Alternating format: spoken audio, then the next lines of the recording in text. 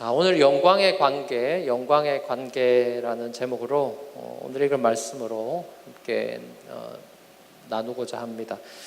신기하게도 굉장히 생각할 때마다 좀 신기한데, 신기하게도 예수님께서 이 땅에 오셔서 이 땅을 다시 하나님의 나라, 하나님의 왕국으로 회복하셨다. 그렇게 하나님의 왕국이 시작되었다라는, 그래서 복음서에는 이제 천국 복음, 하나님 나라의 복음으로 나오는 이 복음의 기쁜 소식을 전하는 그 부활의 증인들이었던 그 사도들의 복음을 이제 듣고, 그 복음의 좋은 소식을 듣고 예수를 그리스도로 또 주라 시인하고 고백하고 믿게 된 그런 첫 성도들과 교회, 초대교회가 그 이후로부터는 쭉 계속해서 박해와 고난을 받았다라는 것이죠. 그러니까 예수를 믿고 더 어려워진 것입니다, 삶이. 사도들은 모두 순교를 당했고, 또 초대교회 성도들은 많은 박해를 받게 됐습니다. 그러니까 초대교회 이후에, 초대교회뿐만 아니라 초대교회 이후의 기독교의 역사는 영광의 역사라기보다는 고난과 박해의 역사였습니다. 하나님의 영광이 이 땅 가운데 드러나는 그 방식에 있어서, 그 방식이 기적이라든지 초자연적인 방식이 아니라 그 억울한 죽음, 멀쩡한 사람이 죽는, 아무 죄 없이 죽는 이런 억울한 죽음, 우리가 흔히 말하는 순교가 이 땅 가운데 훨씬 많았다라는 것이죠. 예수 믿고 복 받자라는 구호는 맞는 말이면서도 또 틀린 말이죠. 예수 믿으면 복 받죠. 에베소서 1장에서 사도 바울이 찬송하듯이, 감옥에서 찬송하듯이 예수님 안에 있는 모든 신령한 복들을 성도들은 예수 안에서 패키지로 받습니다. 그리고 그래서 찬양을 하는 거죠. 하지만 예수 믿고 복 받자라는 말로 전도했던 많은 사람들의 의도는 사실 예수 믿고 삶의 형편이 좋아지는 것에 대해서 좀 더 초점을 두었지 않았나 싶습니다. 안 그래도 어렵고 또 힘든 인생, 예수 믿고 좀 편하게, 마음 편하게 잘 살아보자 라는 그런 어떤 메시지였던 거죠. 그러니까 복음이 우리의 삶을 바꾸어 줄 건데, 우리가 원하는 것들을 조금씩 이루어 줄 수 있는 그런 만능 통치학과 같은 것으로 복음을 사실상 판매했던 것이죠.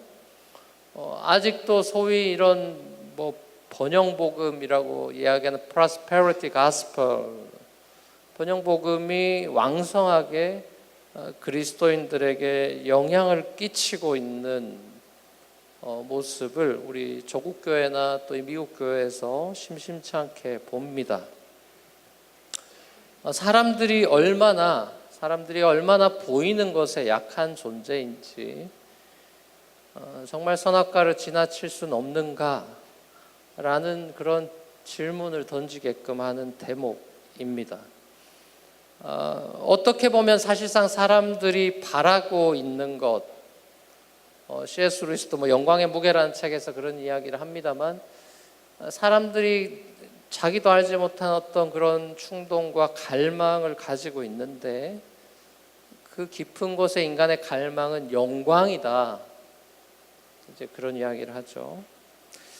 더 아름다워지려고 현대의학의 힘을 빌려서 성형수술을 하는 거라든지, 또 이쁜 몸매를 위해서 다이어트를 한다든지 하는 분들, 또 혹은 명예를 위해서 유명한 사람이 되거나 정치인이 되려고 하는 사람들의 모습 속에서 인간이 영광에 대한 갈망을 가진 존재라는 것을 엿볼 수 있는 것이죠. 이때 우리가 영광이라는 단어를 쓴다면 아마 이 영광은 결국 사람들로부터의 칭찬과 인정이 될 것입니다. 결혼한 사람들 같은 경우는 집에서 아내한테 인정받지 못하는 그 남편들이 술집에서 다른 여인과 정분을 나눈다거나, 집에서 남편한테 인정받지 못하는 아내가 쇼핑이나 알코올이나 다른 것에 중독되기도 하는 모습을 드라마뿐만 아니라 실제 삶에서도 종종 보게 되는 것도 결국 그 사람에게 필요한 인정과 칭찬의 욕구가 충족되지 않아서일 겁니다. 또 다른 한편으로 이 영광이라는 것은 성경에 나와 있는 이 영광의 이미지는 빛 혹은 광채라고 할 수 있어요. 창세기 1장부터 나오죠. 창세기 1장의 창조 기록에서 첫 번째 창조물이 빛이지 않습니까? 하나님의 영광이 드러난 모습이라고 할 수 있죠. 그 빛은 태양빛은 아니니까요. 그 빛이 하나님의 영광이 드러난 어떤 방법일 겁니다. 또 신약의 포문을 열면서 예수님을 통해서 신약의 포문을 열 때도 예수님은 빛으로 이 땅에 오셨다라고 이야기하죠. 하나님의 영광을 드러내셨다라는 소리입니다. 자, 그래서 그런지 예수님을 그려놓은 예수님에 대한 얼굴에 대부분 우리가 박혀있는 백인, 수염 달린 백인 예수님, 사실 굉장히 잘못된 거죠. 그 중동지방이니까 거무스름해야 되고 또 털도 좀 그런 이쁘게 난 털이 아닐 게 틀림없는데, 근데 아무튼 예수님의 성화를 그린 그림들에도 보면 뒤에 이제 후광을 그려놓는 그런 중세시대 그림들, 이런 것들이 참 많죠. 그러니까 이렇게 봤을 때 크게 보면 결국 아름다움, 그리고 칭찬과 인정, 그리고 광채, 이것이 영광이라는 단어가 포함하고 있는 의미라고 볼 수 있을 것입니다. 크게 보면 그렇다는 것이죠. 그 외에 여러 가지 또 이미지가 있겠지만요. 오늘 본문에서 사도 바울이 이 영광이란 단어를 4번 사용하고 있습니다. 오늘 본문의 결론부에 가서 영광이란 단어가 더 집중적으로 나오고 있죠. 우리가 오늘 본문을 잘 읽어보면 바울의 논지가 고난에서 출발해서 영광으로 마무리된다는 것을 알 수 있습니다. 1절, 2절 인사 이후에 바울의 그 감사와 그 기도의 내용이 나오는데요. 그 감사의 시작이 데살로니가 성도들이 믿음이 크게 자라고 있다는 기쁜 소식인데, 그들의 믿음이 크게 자라고 있는 환경이 좋은 환경이 아니라 온갖 박해와 환난이었다라는 것이죠. 정확히 어떤 박해와 고난이었는지 본문에 상세하게 나와 있진 않지만, 이때 당시에 일반적인 초대교회 당시의 박해는, 이것도 크게 보면 제너럴라이즈를 한다면 크게 보면 이제 정치적, 사회적, 경제적인 요인이 있는데, 이제 정치적으로는 기독교인들이 그 당시에는 로마 황제를 숭배하던 시절이죠. 우상도 많이 세워놓고 하던 그런 시절이죠. 로마 황제 숭배를 강요당하고 있던 그런 시절에 로마 황제 숭배 사상에 반대하는 사람들이었고, 우상을 섬기면 안 되니까요. 그러니까 Caesar is the Lord가 캐치프레이즈였는데, 그 당시에 바울이 외쳤던 복음은 Jesus is the Lord니까 그리스도인들은 Caesar is the Lord가 아니라 Jesus is the Lord라고 외치는 무리였기 때문에 국가의 반동적인 그런 조직으로 보여졌죠. 유대인들이 이것을 빌미로 바울을 감옥에 집어넣고 그런 거 아니겠습니까? 국가 반동죄로 여기는 것이죠. 마치 공산주의 아래에서 그런 것처럼요.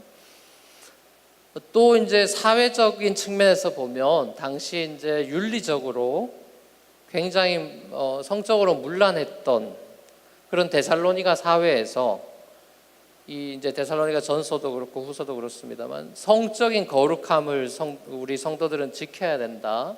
이런 강조가 많이 뭐 고린도 전후서도 마찬가지입니다만 이 성적인 거룩함을 강조하고 또 부부 관계를 중요하게 생각하고 그렇게 그 당시에 굉장히 성적으로 문란했던 사회상과는 다르게 살아가는 그런 그 기독교인들의 삶에 대해서 비기독교인들에게는 이제 왕따를 당할 수 있는 뭐 요즘도 마찬가지겠죠. 성적인 거룩함에 대해서 이야기를 할 때 뭐 혼전 순결이라든지 막 이런 것들을 얘기하면 무슨 뭐 완전 조선시대 사람 취급하고 그 성에 하나님이 주신 선물로서의 거룩함에 대해서 성도들이 반응하고 살아가는 것에 대해서 시대에 뒤처진 사람들, 이 문화를 거스르는 사람들로 왕따를 당하게 되는 오히려 소수가 되는 그런 이제 모습이 있었던 것이죠.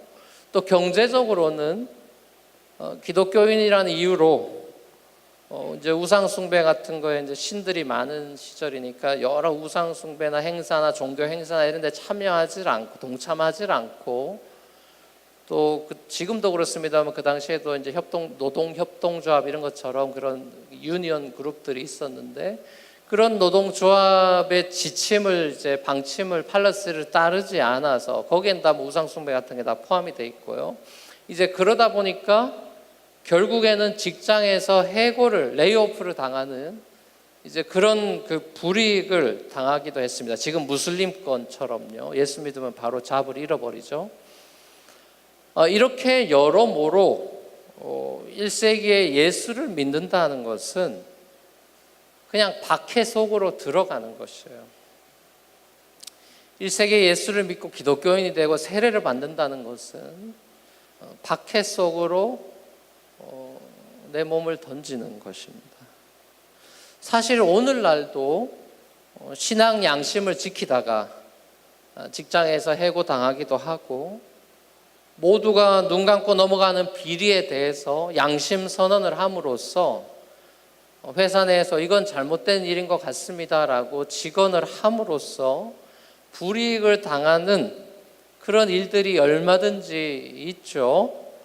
뭐 시간이 약간 지나긴 했습니다. 최근까지 얼마 전까지 한국에서 큰 이슈가 됐던 그 미투 운동 이런 것들도 보면 미투 피해자들이 용감하게 커밍아웃을 하면 후폭풍이 오히려 거세서 2차 피해를 입게 되는 그런 모습도 우리가 보고 이해할 수가 없고 또 분노하기도 하고 그럽니다. 가해자가 제대로 법적으로 처벌을 받지 않고 법망을 요리조리 피해가는 그러한 불의한 모습을 보지 않습니까?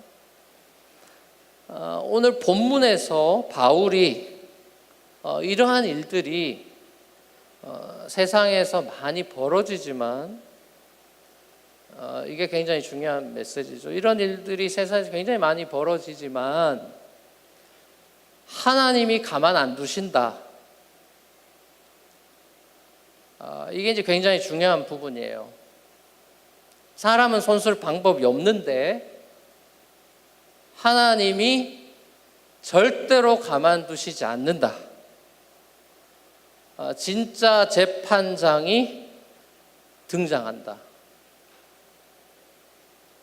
가만히 지켜보고 있다가 눈물 흘리는 사람들 쭉 눈물 흘리게 내버려 두지 않고 재판장이 등장한다. 공의의 하나님께서 속수무책으로 당하시는 분이 아니라 하나님의 자녀를 괴롭히는 자들에게 괴로움으로 갚아주시고 예수의 복음에 순종하지 않는 사람들을 처벌할 것이라고 살떨리는 이야기를 구약이 아니라 신약 은혜의 복음을 강조하는 바울 입에서 선지자들이 할 만한 이야기가 나오고 있습니다. 그리고 이런 일이 일어날 것 같지 않은 이런 일이 예수의 재림 때 일어난다. 대역전극이 펼쳐진다. 억울한 자의 원한이 풀어지고 모든 불의가 불에 태워지고 하나님의 공의가 이 땅 가운데 세워진다. 복음의 아주 중요한 부분이죠. 공의와 정의라는 것은 예수님의 재림의 키워드 중에 키워드입니다. 사도신경에서 우리가 저리로서 산자와 죽은 자를 심판하러 오시리라 라고 이렇게 신앙을 고백하듯이 다시 오실 우리 예수님은 심판주로 재판장으로 오십니다. 예수님의 첫 번째 오심은 지저스로, 구세주로, 구원자로 오신 것이라면 다시 오시는 주님은 심판주로 오시죠. 다시 말하면 심판주로 온다는 말은 무슨 말이냐? 모든 것을 바로 잡으러 오신다는 말이죠. 모든 이지러지고 어그러진 세상을 완전히 새롭게 레노베이트 할 텐데, 새롭게 하기 위해서는 우리도 새롭게 할 때 단계라는 게 있잖아요.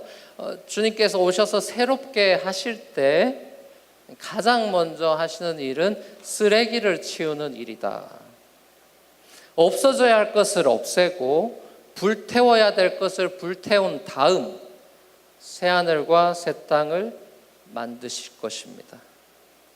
자, 오늘 본문에 보면 영원히 멸망하는 형벌이 등장하고 있습니다. 영원히 멸망하는 하나님의 형벌이 있대요. 자, 그 형벌이 뭐냐? 9절에 나와 있죠. 9절 말씀 함께 보겠습니다. 1장 9절 같이 한번 읽어보겠습니다. 시작. 그들은 주님 앞과 주님의 권능의 영광에서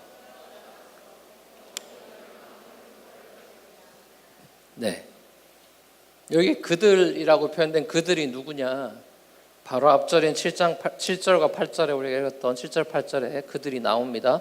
자, 7절 8절 같이 한번 읽어보겠습니다. 시작. 괴로움을 받는 여러분에게는 우리와 함께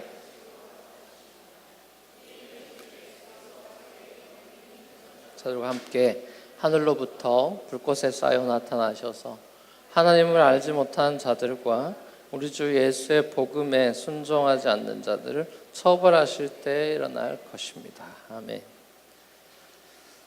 자, 예수님께서 이 땅에 다시 오셔서 하나님을 알지 못하는 사람들과 주 예수의 복음에 순종하지 않는 사람들을 처벌하실 건데 틀림없죠. 이것은 틀림없이 처벌하실 텐데 이들의 형벌이 영원한 멸망이다 이거예요. 그러니까 이 영원한 멸망이 뭐냐? Eternal Destruction이 뭐냐? Eternal Judgment가 뭘까?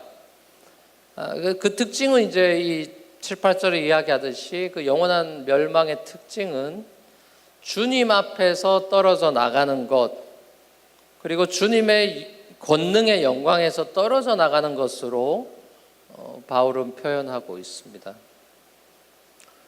우리가 전통적으로 가지고 있는 천국이라든지 지옥에 대한 이해는 모르겠어요. 여러분 어떤 이해를 가지고 있는지 모르겠지만 많은 그리스도인들 가운데 천국과 지옥에 대한 이해는 아마 대충 이런 거지 싶습니다.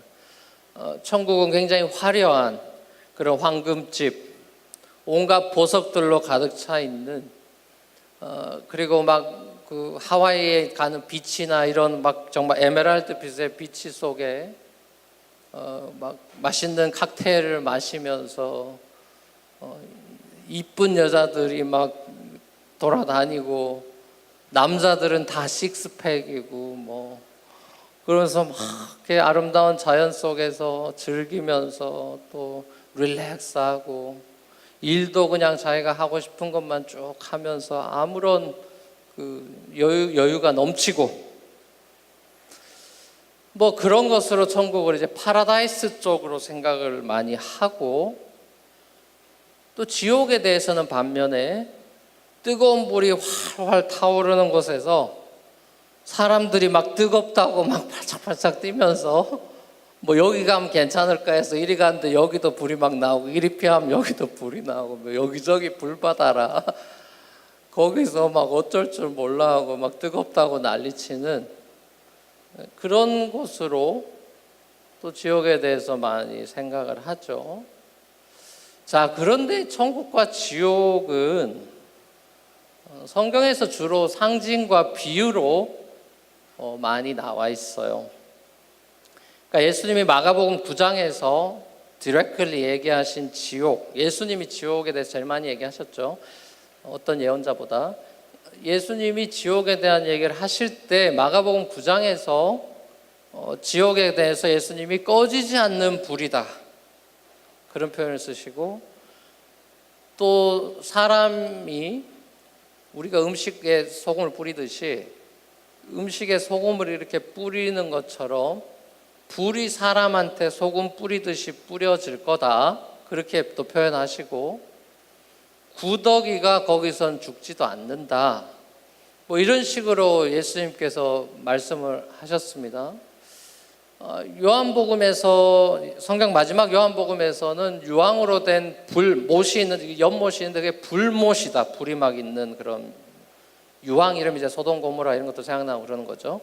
자, 그렇게 묘사하는데 지옥으로 이렇게 번역이 되는 성경 원어인 게헨나라는 이 말은 이제 예루살렘 성, 예루살렘 시리 그 외곽, 그 교회의 그 바깥에 외곽에 쓰레기를 불사르는 쓰레기 소각장이었습니다. 그걸 말하는 말이 게헨나예요. 그러니까 지옥의 원어가 그건데, 그러니까 고대 옛날에는, 예수님이 훨씬 더 이전에는 그곳에서 우상을 섬기던 우상 숭배자들이 자기 자녀를 거기서 제단을 만들어서 불태워서 자기 딸 아들을 몰렉 신한테 바치던 곳이 그 게헨나입니다. 그러니까 예수님이 거기를 이야기하면서 지옥을 이야기할 때 유대인들한테 사랑하는 자녀를 불태워서 하는, 이게 정말 지옥이죠, 말 그대로. 자기 자녀가 죽는 걸 보는 게 지옥이지 뭐가 지옥이겠습니까? 그런 끔찍한 이미지를, 자녀들이 불에 받쳐져서 죽어가는 이 게헨나의 이미지로 지옥을 이야기하고 계신 거죠. 구약에서도 하늘에서 불이 내려가지고 사람들을 심판하는 장면이 종종 나오죠. 이 대표적인 게 소돔과 고모라 같은 거고, 또 엘리야 선지자를 통해서 불이 내려와서 심판하는 장면들, 심지어 신약에서도 베드로후서 3장에서 베드로 사도가 이제 노아 홍수 때 이 이야기를 하면서 구약에는 물심판이 있었지만 예수님 다시 오실 때는 불심판이 있을 거라고 이제 예언을 하죠, 베드로가. 이런 이제 천국과 지옥의 어떤 이 비주얼라이즈 해준 이 이미지와 상징들, 이런 것들이 있는데, 이제 여기서 이제 중요한 포인트는 뭐 그런 이미지나 이런 것들이 중요한 게 아니라 그것이 뭘 실체를 보여주는데 그 실체가 뭐냐는 게 중요한데, 천국은 그야말로 그런 이미지가 보여주고 있는 것은 뭐 보석이라든지 뭐 이런 것들이 보여주는 것은 결국 아까 제가 말씀드린 대로 그런 어떤 아름다움이라든지 또 하나님의 칭찬이라든지 이런 것들이니까 결국은 영광이란 단어로 이제 서머라이즈가 될 수 있는, 천국은 영광이란 단어로 서머라이즈가 될 수 있는 거고, 지옥은 하나님으로부터 떨어져 나가서 하나님의 영광, 빛으로 비유하자면 빛이 없는, 하나님의 영광을 볼 수도 없고 느낄 수도 없고 경험할 수도 없는 이제 그런 곳을 말하는 겁니다. 그러니까 이 천국과 지옥이라는 것이 당연히 플레이스의 개념이 있죠. 장소 개념이 있어요. 그냥 하나의 컨셉이 아니고 리얼 플레이스가 있죠. 천국도 있고 지옥이 있는데, 이 천국과 지옥의 핵심은 하나님의 임재냐 하나님의 부재냐에 달려 있는 것입니다. 쉽게 말하면 하나님이 없다, 거기에 하나님이 없음이 심판의 핵심이고, 하나님이 있다라는 것이 구원의 핵심이에요. 자, 이렇게 설명하면 좀 더 이해가 될런지 모르겠습니다. 자, 지옥은 말 그대로 고통스러운 곳인데 고통이 그치지 않는다. 이 서퍼링이 끝나질 않는 서퍼링이고, 사실 우리가 두려워하는 것 중에 하나는 고통이 멈추지 않는 것이죠. 내가 지금 아프다거나 이런 것도, 아픈 것도 서럽지만 이 아픈 것이 고쳐지지도 않고 더 나빠진다는 걸 알게 되면 인간은 굉장한 피어를 느끼죠. 자, 이 고통이 끝이 없어요. 그리고 점점 더 고통이 심해지는 그 고통을 하나님이 벌로 가하는 것이 아니라, 그래서 가학적인 하나님이 아니라 하나님이 없는 곳에서는 스스로가 고통을 만들어내고 죄를 만들어내고 악을 만들어내는 인간들이기 때문에, 그곳에 있는 인간들이 서로가 고통을 창출해내고 야기시키면서 끊임없이 고통을 주고받는, 그칠 줄 모르는 그런 상태. 예를 들면 이제 여러분들이 막 어떤 직장을 때려치우고 싶다, 나 이거 도저히 못 다니겠다, 어떤 직장 상사로부터 억울한 일을 계속 당하거나 이 고통이 끝날 것 같지 않을 때, 이 지옥 같은 여기를 나 탈출하고 싶다는 마음이 들어서 사표를 다음에 던지고 시원하게 해방되듯이, 그게 해방이라도 되지만 지옥은 그런 해방이 없다. 끊임없이 그런 고통이 증가되는 곳이다. 천국은 그런 모든 고통이 없을 것이다. 왜죠? 누구도 자기를 위해 살지 않으니까요. 고통의 근원은 자기 중심이니까. 천국은 모든 고통이 그칠 것이고 하나님의 영광만이 빛나고, 그 영광 안에서 인간은 참 하나님이 디자인했던 하나님 닮은 인간이 되어 있어서 참 행복과 성경적인 용어로 한다면 샬롬을 누리면서 평화를 누리며 영원히 사는 그 삶, 그런 삶이 무한대로 펼쳐지는 어떤 장소, 그렇게 볼 수 있는 것이겠죠. 천국에서는 하나님을 즐거이 섬기게 될 것이고, 서로가 서로를 진정으로 순수하게 사랑하고 섬기게 될 것입니다.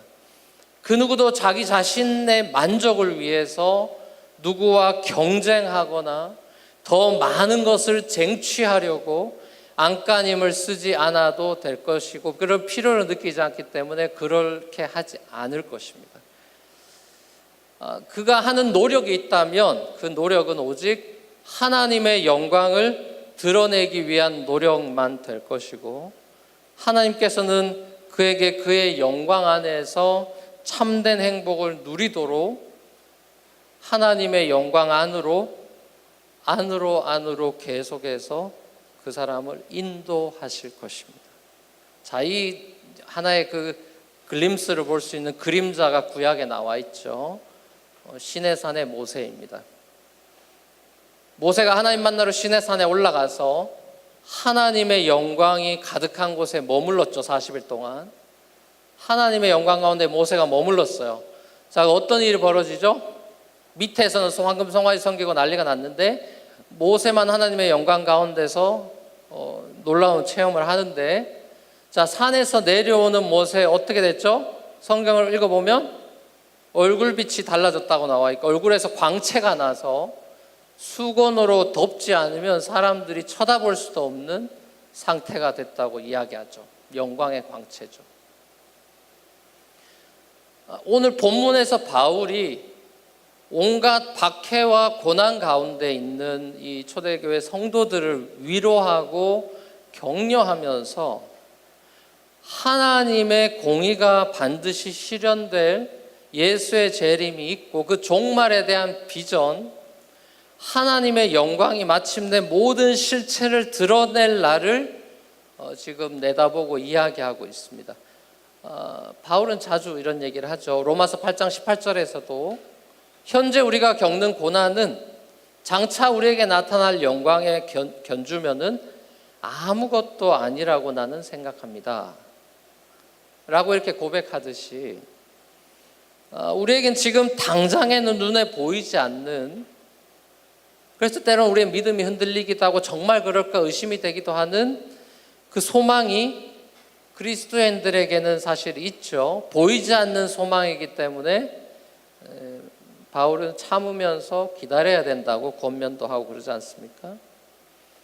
이 참고 기다리는, 소망의 날을 기다리고 인내하는 것조차도 우리가 독한 마음으로 버티고 참는 게 아니라 성령이 우리 안에서 탄식하며 기도한다고 로마서 8장에서 계속해서 이야기하죠. 우리가 그 일을 참아내고 인내할 수 있도록 도와주신다라고 말씀하십니다.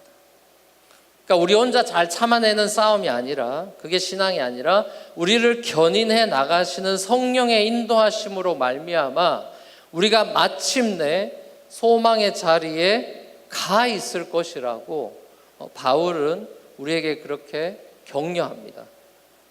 그래서 바울은 환난이 환난으로 끝나지 않는다, 절대로. 환난은 인내가 연단이 소망을 이루는 것을 우리가 알고 있지 않냐라고 이야기하죠. 맞는 말이죠.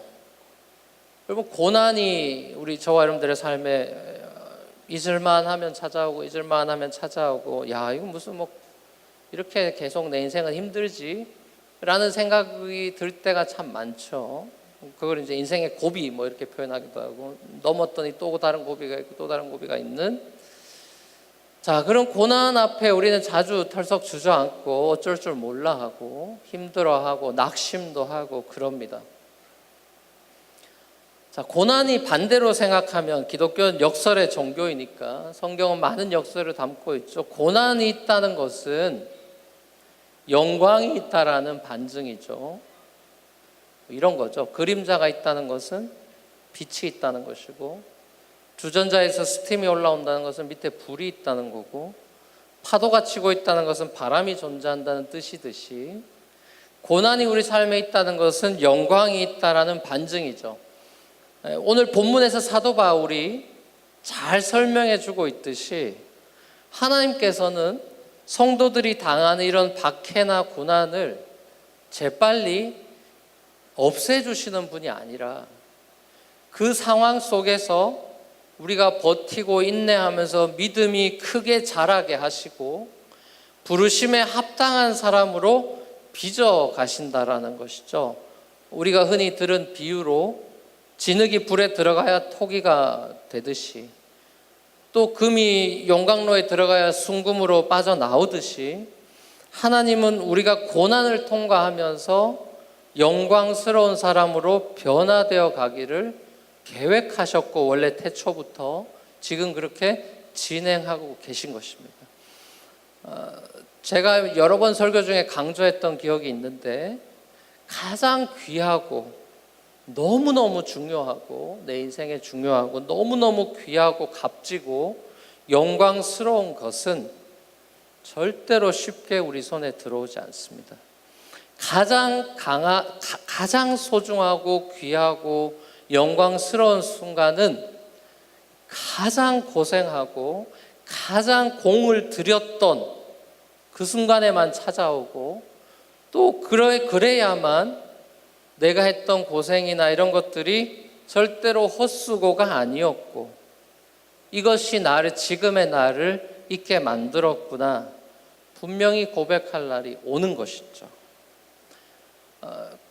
사랑에 대한 이야기도 제가 얼마나 설교 중에 많이 했습니까? 가장 고귀한 사랑이 뭘까요? 정말 저런 게 사랑인데, 우리가 너무 흔해 빠진 사랑이 아니라 정말 고귀한 사랑, 너무 숭고한 사랑은 사실은 그렇게 고상하지 않습니다. 그렇게 숭고하고 정말 admire 할 만한 그런 고귀한 사랑은 눈물과 땀이 범벅돼서 모든 진행을 다 쏟아부어서 상대방의 영광을 위해 살아가는 사랑이죠. 우린 그 글림스를 엄마들에게서 보는 것이죠. 화장을 못하고 살아가는 엄마, 자기를 꾸미지 않고 자식의 영광을 위해 머리가 어떻게 됐는지 헝클어진 머리로도 자녀의 영광을 위해 살아가는 엄마들의 모습, 우리는 그것을 사랑이라고 부르잖아요. 이것이 예수님의 십자가의 사랑 아닙니까? 예수님이 고통의 십자가를 저와 여러분들의 영광을 위해서 지셨고, 그 고통을 직면하고 받아들이시고, 그 고통 가운데 자기를 영화롭게 하실, 그리고 우리 모든 백성들, 저와 여러분들을 영화롭게 하실 아버지 하나님을 신뢰하고 믿었기 때문에 그 고통을 끝까지 감당해 내실 수가 있었죠. 예수님께서는 자기가 십자가를 이제 지시기 전날 밤에 제자들한테 마치 유언과도 같은 주옥 같은 말씀을 이제 요한복음에 보면 주신 말씀들이 나오는데, 성만찬하고 이제 뭐 세족식도 하고 이제 나누는 그 말씀들, 주옥 같은 말씀들이 많이 나오는데, 제자들은 이 말을 듣고도 사실 귀담아 듣지 못했고 무슨 말인지 잘 이해를 못했고, 뭐 그러니까 십자가 다음 날은 다 도망치고 그랬겠죠. 근데 우리도 사실은 이런 말씀을 들을 때 별로 우리가 좋아하는 말씀이 아니기 때문에 흘려들을 확률이 많죠. 그러나 우리가 다시 한번 잘 예수님께서 뭐라고 마지막에 참 마음에 있는 말씀을 하셨는지 다시 한번 살펴볼 필요가 있겠다 싶습니다. 요한복음 15장 18절에서 25절 한번 같이 한번 읽어보면 좋겠습니다. 요한복음 15장 18절에서 25절 같이 한번 읽겠습니다. 시작. 세상이 너희를 미워하거든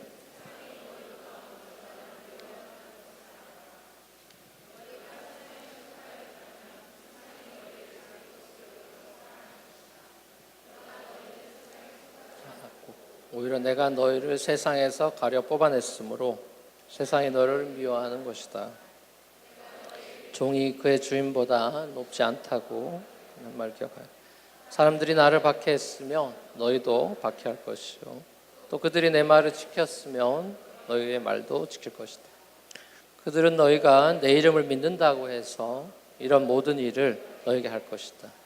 그것은 그들이 나를 보내신 분을 알지 못하기 때문이다. 내가 와서 그들에게 말해주지 아니하였더라면 그들에게는 죄가 없었을 것이다. 그러나 이제는 그들이 자기 죄를 변명할 길이 없다. 나를 미워하는 사람은 내 아버지까지도 미워한다.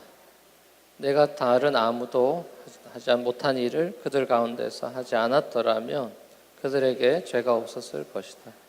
그러나 이제는 그들이 내가 한 일을 보고 나서도 나와 내 아버지를 미워하였다. 그래서 그들의 율법에 그들은 까닭 없이 나를 미워하였다고 기록한 말씀이 이루어진 것이다. 아멘. 예. 자, 이렇게 이제 진정하시고 싶은 말씀을 제자들에게 하시면서 이제 결론에 가서 이거를 이제 요한복음 14, 15, 16을 이제 다락방에서 말씀하신 예수님의 그 디스코스다, 설먼이다 이렇게 얘기하는데, 이런 설먼을 마무리하시면서 이렇게 이제 말씀을 나누셨어요. 자, 설교의 결론이죠. 어떻게 보면 16장 33절 예수님 설교에서 이제 결론이라고 볼 수 있습니다. 16장 33절 한번 보시죠. 같이 읽겠습니다. 시작. 내가 이것을 너에게 말한 것은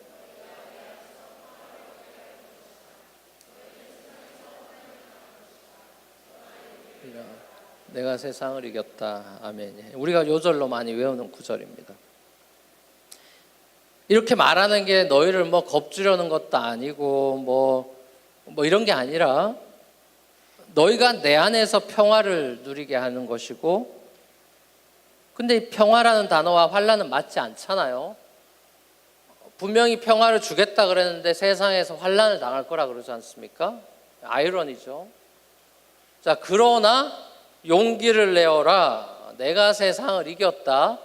자, 이렇게 말씀을 하셨습니다. 자, 십자가와 부활로 이제 내일이면 십자가와 부활로 내가 이제 이 세상을 이길 건데, 승리하실 예수님께서 내가 이겼지만 앞으로 너희는 환난을 통과해 나가야 될 거다. 그래서 미리 격려해주고 이제 용기를 북돋아 주는 말인데, 그 용기를 북돋아 주는 핵심이 뭐죠? 내 안에서 너희가 평화를 얻게 될 거다. 내가 세상을 이겼다. 그러니까 그러니까 이건 너희의 자합이 아니라는 것이 핵심인 것이죠. 이것은 내 싸움이다라는 것이에요. 그러고 나서 이렇게 설교를 이제 결론 예수님이 지으면서 잘 살아봐, 용기 내서 잘 살아보라 이러고 그냥 좋은 교훈 주고 그냥 후루룩 사라진 게 아니라 요 다음 장이 17장으로 넘어가면 너무나 유명한 예수님의 대제사장적인 그 기도가 나오죠. 예수님 기도 생활 많이 했다는 건 알지만 실제 기도의 컨텐츠가 고스란히 담겨있는 유일한 그 챕터이죠. 요한복음 17장에는 예수님께서 그렇게 용기를 북돋았던 그 환난 중에 살아갈 제자들을 위해서 기도하는 장면이 요한복음 17장에 이어집니다. 설교 후에 기도를 하고 있는 예수님의 모습을 보는 것이죠. 사랑하는 우리 뉴프론티어 교회 우리 젊은이 여러분, 우린 하루하루 살아가면서 때로는 힘들고 지치고 또 회의와 인생에 대한 회의와 신앙에 대한 어떤 좌절이나 낙심이나 이런 늪에 빠지기도 합니다. 갈수록 각박해지고 불의한 세상 속에서 믿음을 지키고 순수하고 거룩하게 어린아이처럼 살아간다는 것이 정말 쉽지 않구나 하는 것을 살면 살수록 느끼게 될 것입니다. 특별히 믿음의 식구들이 함께 신앙생활하고 청년부에서 함께 울고 웃으며 수련회도 같이 가고 같은 조원이기도 하고 같은 순회에서 같이 맛있는 거 먹으러 종로상에 고기 먹으러 가고 이렇게 맛있다 뭐 먹어라 이러면서 막 히닥거리면서 그렇게 하나둘 기쁨을 누렸던 믿음의 식구들이 하나 둘씩 실족하고 심지어 믿음을 떠나고 교회를 떠나고 또 종말의 증상 중에 하나인 배교, 아예 예수님을 등져버리는 어파스타시, 완전 흘러 떠내려가 버린 배교하는 사람들이 생겨나고 하나님의 임재로부터 완전히 떨어져 나가서 스스로 이제는 지옥을 선택하며 지옥에서 사실상 1등 하려는 노력으로 세상적인 욕심과 쾌락과 명예를 추구하며 살아가는 사람들을 우리는 보게 될 것입니다. 기독교인이라면서 어떻게 저럴 수 있지? 목사님이란 분이 어떻게 저럴 수 있어? 라는 실망감을 느끼고 혼란스러워하기도 할 것입니다. 사랑하는 여러분, 영광으로 들어가는 문은 좁은 문이에요. 영광으로 들어가는 문은 좁은 문입니다. 누구나 아무나 쉽게 구원의 문으로 들어갈 수도 없거니와 본인이 열고 들어갈 수 있는 곳이 아닙니다. 이제 C.S. 루이스는 그런 표현을 썼죠. 지옥은 자기가 들어가서 스스로가 잠근 문이다. 밖에서 열 수가 없다. 뭐 이런 식으로 표현하듯이 천국 문도 우리가 열 수 있지 않아요. 천국의 문은 주님만이 열 수 있습니다. 구원을 위해 우리가 할 수 있는 것은 단 하나도 없어요. 내가 이 정도 살아서 구원받을 수 있는 사람은 지구상에 단 한 명도 없습니다. 누구나 아무나 쉽게 영광의 문 속으로 내가 들어가고 싶다고 들어갈 수 있지 않습니다. 우리를 부르신 하나님, 처음 시작하신 분에게 우리의 모든 생사화복이 달려 있을 뿐만 아니라 우리 인생의 엔딩까지도 오롯이 하나님 손에 있어요. 우리를 부르신 하나님께서는 우리를 연단해 나가실 것이고 영광스러운 자기 자녀, 누구 앞에라도 내놔도 자랑스러운 자녀로 우리를 빚어가실 것입니다. 그리고 마침내 변화산에서 영광스럽게 변화되셨던 예수님, 부활로 그 실체를 드러내셨던 영광스러운 예수님의 몸처럼 우리의 몸도 영광스러운 몸으로 부활해서 죽임당하신 어린 양의 혼인잔치에 참여하게 하시는 은혜를 받게 될 것입니다. 우리에게 고난을 허락하신 하나님께서도 이 땅에 오셔서 고난을 받으셨고 십자가에서 순교하시고 박해와 고난을 당하셨습니다. 그리고 그 예수의 이름은 모든 이름 위에 뛰어난 영광스러운 이름이 되셨습니다. 여러분의 인생의 모든 고난과 박해들을 통과하고 승리자로 주님 앞에 서게 되었을 때 주님께서는 여러분에게 영광의 면류관을 씌워주시면서 잘하였도다 착하고 충성된 종아 라고 칭찬과 인정의 영광을 여러분들에게 주실 것입니다. 자, 그때 우리는 우리 삶을 여기까지 인도하신 주님을 오히려 칭찬하고 모든 영광을 성부와 성자와 성령 하나님께 돌리게 될 것입니다. 하나님과 우리의 관계는 이렇듯 영광을 나누는 영광의 관계로 변화되어 있을 것입니다. 그 영광의 날을 바라보는 비전, 그 소망을 잃지 않고 비록 박해와 고난 중에 우리가 살아가겠지만 주님을 보지 못하면서도 말할 수 없는 영광스러운 즐거움으로 기뻐하며 삶을 살아내었던 초대교회 성도들과 수많은 신앙의 선배들의 모범을 따라 끝까지 믿음의 길을 함께 걸어가는 우리 뉴프론티어 교회 성도들이 되시기를 주 예수 그리스도 이름으로 간절히 축원합니다.